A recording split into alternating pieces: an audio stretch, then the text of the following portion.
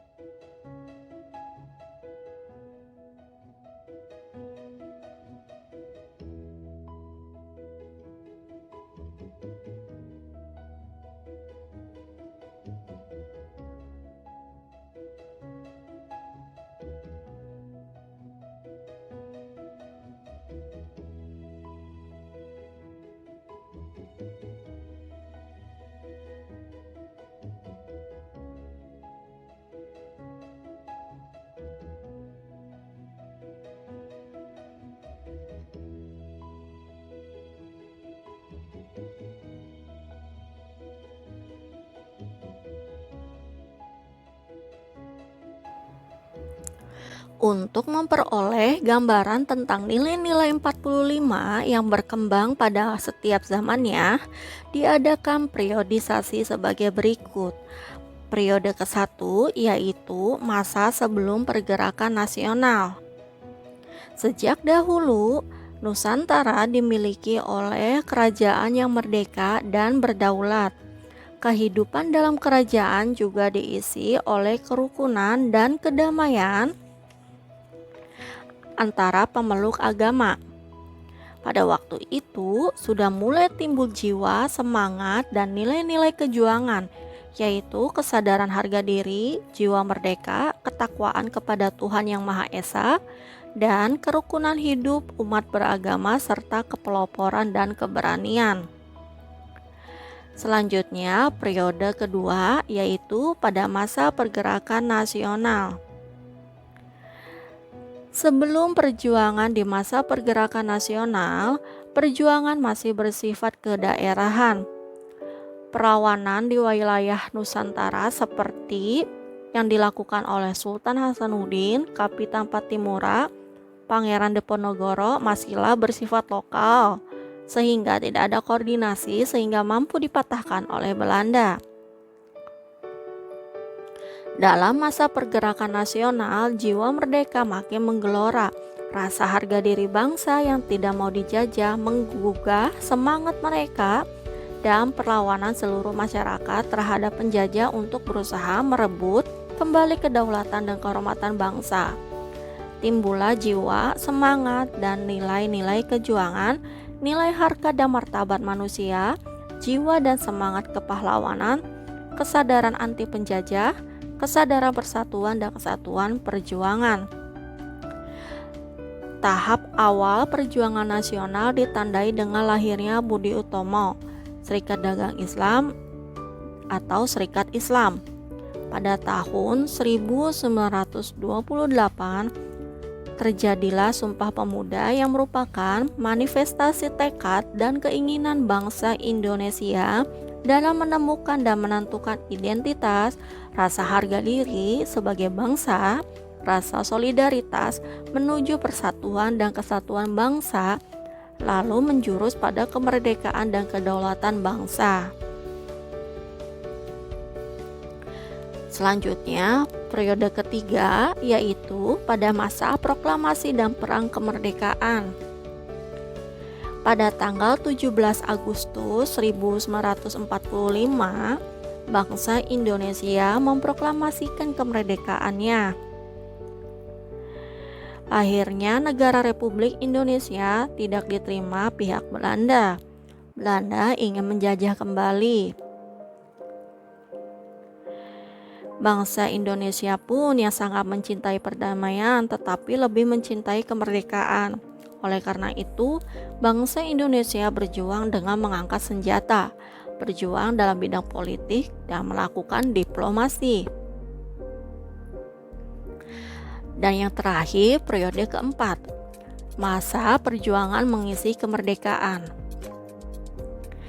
Perjuangan pada masa ini tidaklah terbatas waktu, karena perjuangan yang dimaksud untuk mencapai tujuan akhir nasional, seperti yang tercantum pada Undang-Undang Dasar Negara Republik Indonesia tahun 1945. Dalam periode ini, jiwa, semangat, dan nilai-nilai kejuangan yang berkembang sebelumnya tetap harus dilestarikan, yaitu nilai-nilai dasar yang terdapat pada Pancasila dan Proklamasi Kemerdekaan 17 Agustus 1945.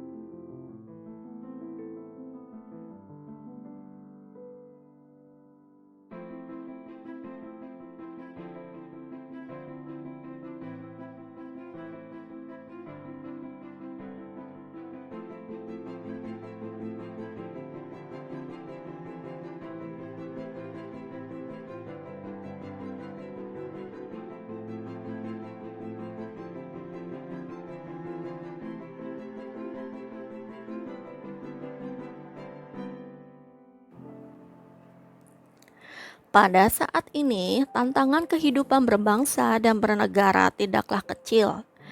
Tantangan menjaga keutuhan dan kejayaan bangsa dapat datang dari dalam maupun dari luar negeri. seperti malas, korupsi, pemberontakan, dan krisis ekonomi merupakan tantangan yang berasal dari dalam dan harus dihadapi oleh seluruh anggota masyarakat. Untuk menghadapi semua tantangan tersebut, jiwa dan semangat 45 patut kiranya untuk tetap dipertahankan. Semangat 45 adalah dorongan dan manifestasi dinamis dari jiwa 45 yang membangkitkan kemauan untuk berjuang merebut kemerdekaan bangsa, menegakkan kedaulatan rakyat, serta mengisi dan mempertahankannya.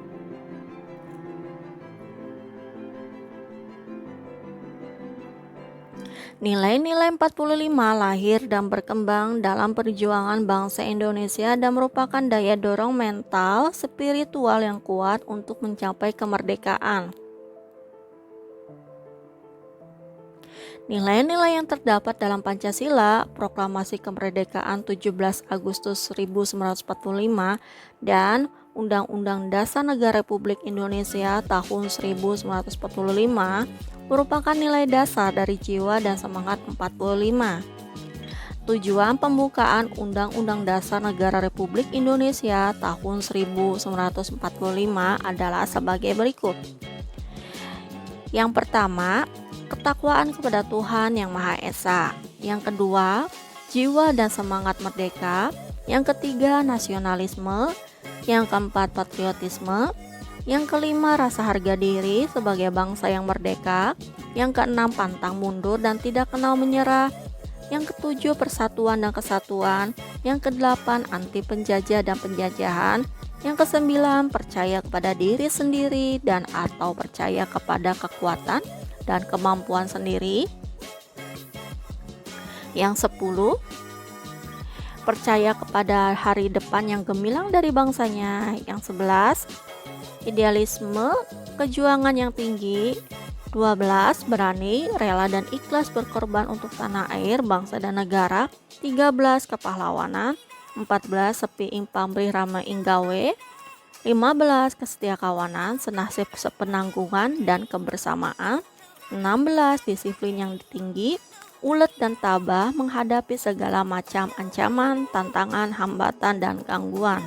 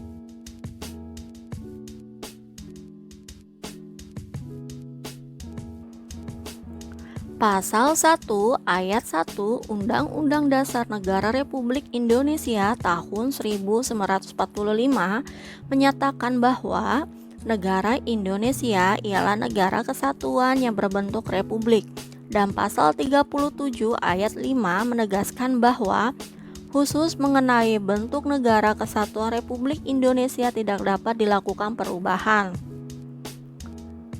Bagaimana bentuk kesatuan Indonesia dapat diawali dengan pemahaman bahwa walaupun bangsa Indonesia terdiri atas berbagai suku, bangsa Indonesia adalah satu kesatuan.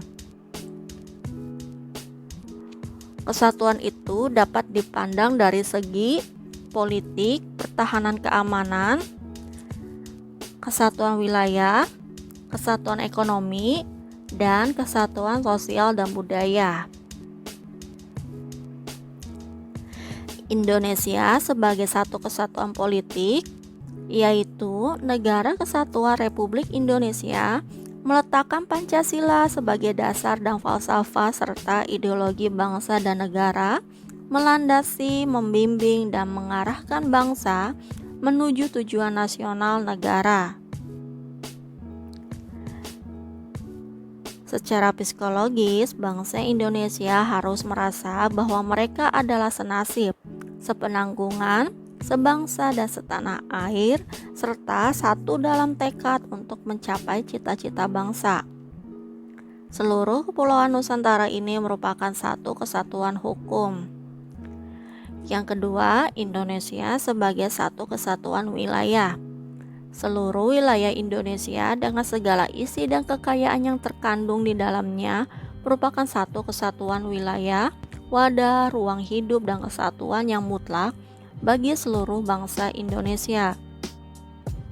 Selanjutnya,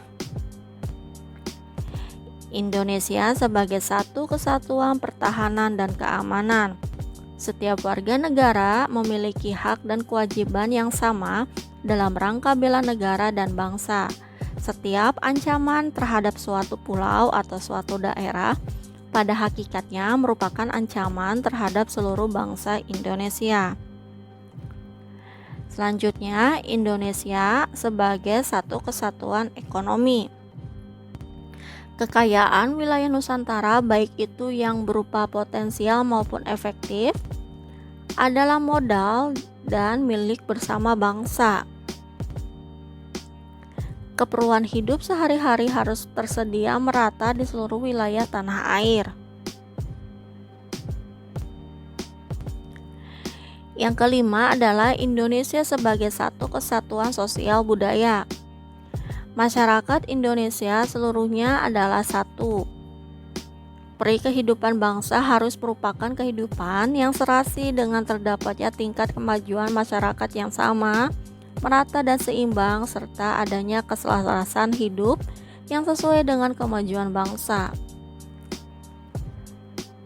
Demikianlah pemaparan materi yang Ibu paparkan hari ini. Terima kasih atas perhatiannya. Sampai jumpa pada pertemuan selanjutnya. Wassalamualaikum warahmatullahi wabarakatuh.